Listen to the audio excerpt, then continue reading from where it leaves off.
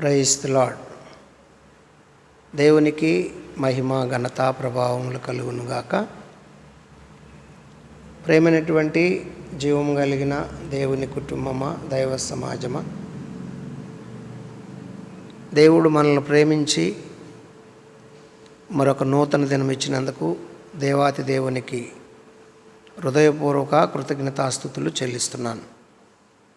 రండి ప్రియా దైవజన్మ, ఈ దినం కొరకు సిద్ధపరచబడినటువంటి దేవుని వాక్యాన్ని చదువుకొని క్లుప్తంగా దైవ ధ్యానం చేద్దాము.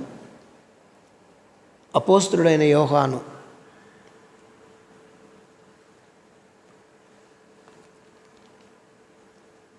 ఎపిసి పత్రిక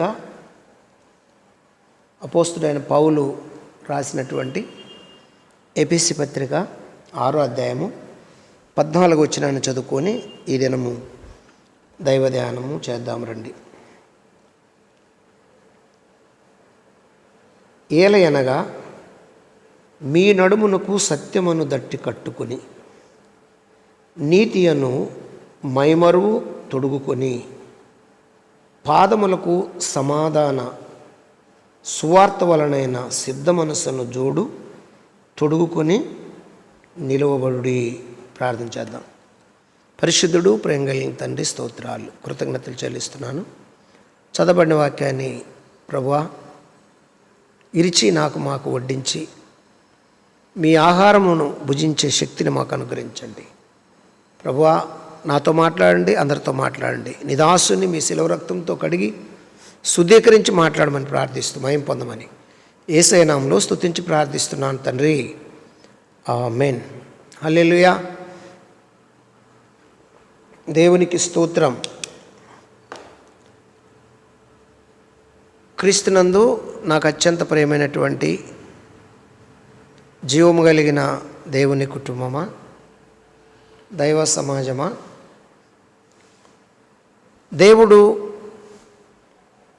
మన వైపు నుంచి ఏమి కోరుకుంటున్నాడు అంటే, ఒక తండ్రి బిడ్డల పట్ల ఏమి కోరుకుంటాడు? ఒక తండ్రి బిడ్డలు ఎలాగుండాలని కోరుకుంటాడు? చక్కగా చదువుకోవాలి, మంచి పేరు తెచ్చుకోవాలి, ప్రయోజకుడు అవ్వాలి. ప్రయోజకుడుగా ఎదుగుతుంటే చూసి ఆనందించి మురిసిపోతాడు తండ్రి.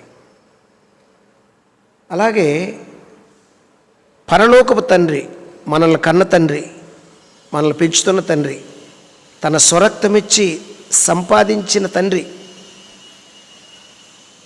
తన విలువైన రక్తము క్రైదనముగా పెట్టి కొన్న తండ్రి మన దగ్గర నుంచి ఏం కోరుకుంటున్నాడంటే, మీరు సత్యవంతులుగా ఉండండి, మీరు సత్యమును స్థాపించండి, మీరు సత్యము కొరకు నిలబడండి, మీరు సత్యమునకు స్తంభములుగా ఉండండి అని ప్రభువారు కోరుకుంటున్నారు. కోరుకుంటున్నటువంటి విషయము ఎవరు చెబుతున్నారు అంటే, అపోస్తుడైన పౌలు చెబుతున్నాడు. ఏమని చెబుతున్నాడు? ఏలయనగా మీ నడుమునకు సత్యమును దట్టి కట్టుకొని నీతి అను మైమరువు తొడుగుకొని. ఒకటేంటంట, నడుముకు సత్యమని దట్టు కట్టాలి. 2, నీతి అను మైమరువు తొడుగుకోవాలి. నడుము బిగించాలి, ఏమండి, మైమరువు తొడుక్కోవాలి. అంటే ఒక సైనికుడు యుద్ధానికి వెళ్ళేటప్పుడు ఎటువంటి సామగ్రిని ధరిస్తాడో, కవచము ఎలాగైతే తొడుక్కుంటాడో, అవతలోడు అగ్నిబాణం లేసినప్పుడు, అవతలోడు గన్ను పేల్చినప్పుడు వెంటనే శరీరానికి తూట్లు పడకుండా ఎలాగైతే సైనికుడు మైమరువు ఈ అంగి ఎలాగైతే తొడుక్కుంటాడో, అలాగే దేవుని నీతి అనే అంగి తొడుక్కోవాలంట. దేవుని సత్యమనే అంగి తొడుక్కోవాలంట. ఏమండి, దేవుని సత్యం, దేవుని నీతి. ఈరోజు చాలామంది ఏమంటున్నారంటే, నీతిగా ఉండండి బాబు, పరిశుద్ధంగా జీవించండి బాబు అంటే, మేమంతా ఓకే అంటారు. అయితే దానికి లేఖనం ఏం చెప్పుచున్నది అంటే, మనం జాగ్రత్తగా గమనిస్తే ఇప్పుడు మొదటి యోహాను పత్రిక వచ్చేద్దాం. యోహాను పత్రికలో మొదటి యోహాను పత్రిక మొదటి అధ్యాయము, యోహాను రాసినటువంటి మొదటి పత్రిక మొదటి అధ్యాయంలో కొన్ని మాటలు మనకు కనబడుతున్నాయి. 8వ వచనంలో ఏముందో చూడండి. మనము పాపము లేని వారమని చెప్పుకొనిన ఎడల మనలో మనమే మోసపుచ్చుకుందుము, మరియు మనలో సత్యం ఉండదు. మనము పాపము లేదని చెప్పుకుంటే మనల్ని మనమే మోసపుచ్చుకుంటున్నాం, సత్యం ఉండట్లేదు.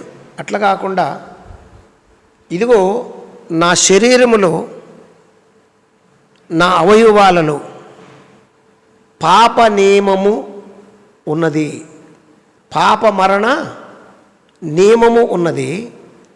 అది నన్ను బలహీనపరచకుండా దాన్ని జయించే శక్తి నాకు ఇవ్వండి అని నడుము బిగించాలి. ఏ నడుము? సత్యమనే దట్టి కట్టాలి. నీతియను మైమరువు తొడుగుకోవాలి అని లేఖనము సాక్ష్యమిస్తుంది. 9వ వచనం కూడా, లేదంటే 9 కిందకు చూద్దాం. మనము పాపములను మనము ఒప్పుకొనిన ఎడల ఆయన నమ్మదగిన వాడును నీతిమంతుడు కనుక ఆయన మన పాపములు క్షమించి సమస్త దుర్నీతి నుండి మనలను పవిత్రులుగా చేయును. మనము పాపము చేయలేదని చెప్పుకొనిన ఎడల ఆయనను అబద్ధకునిగా చేయువారు మగుదుము, మరియు ఆయన వాక్యం మనలో ఉండదు.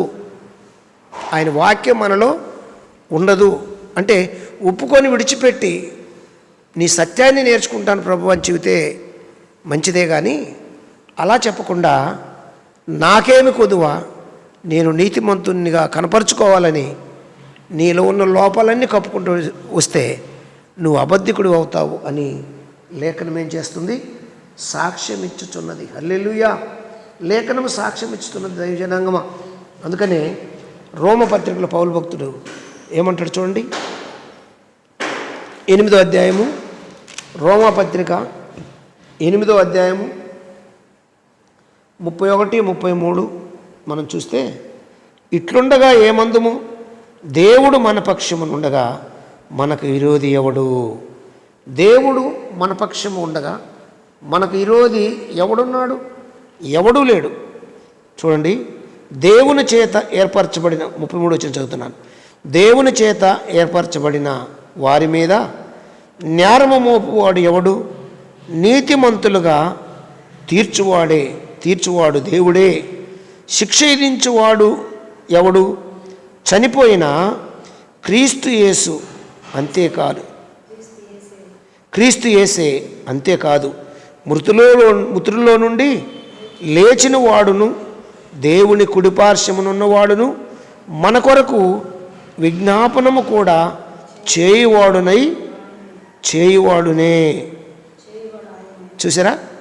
మన కొరకు విజ్ఞాపన చేయువాడు ఆయనే. ఎవరు ఆయన అంటే యేసుక్రీస్తు ప్రభువారు. కాబట్టి ఆయన మన కొరకు ప్రయాసపడుతున్నాడు. కాబట్టి మనం చేయవలసింది ఏంటంటే ఏదైనా ఎటువంటిది ఉన్నా దేవుని సన్నిధిలో ఒప్పుకొని విడిచిపెట్టే ఆ బలమైన త్యాగం కావాలి. అంతేగాని కప్పుకొని గొప్పలు చెప్పుకుంటే మనం ఏం చేస్తాం తెలుసా? దేవుణ్ణి అబద్ధికుని చేస్తున్నామని లేఖనము సాక్ష్యం ఇస్తుంది. కాబట్టి ప్రియాదయ జన్మ, మరి నీతిని స్థాపించుటకు, సత్యాన్ని స్థాపించుటకు మనము ముందు నిలబడవలసిన వారమై ఉన్నాము. కాబట్టి 34లో శిక్ష విధించువాడెవడు? చనిపోయిన క్రీస్తు యేసే అంతేకాదు, మృతులలో నుండి లేచిన వాడును, దేవుని కుడిపార్శ్వమున ఉన్నవాడును, మన కొరకు విజ్ఞాపనము చేయువాడును ఆయనే.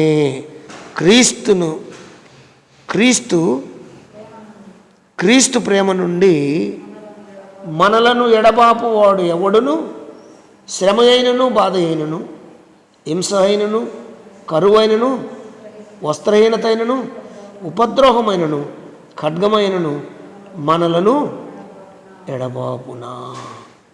మనలేది ఎడబాపలేదు. కాబట్టి మనం చేయవలసింది ఏంటంటే సత్యమును అనుసరించాలి, నీతి అని మైమరువు తుడుకోవాలి అని లేఖనము సాక్ష్యం ఇస్తుంది.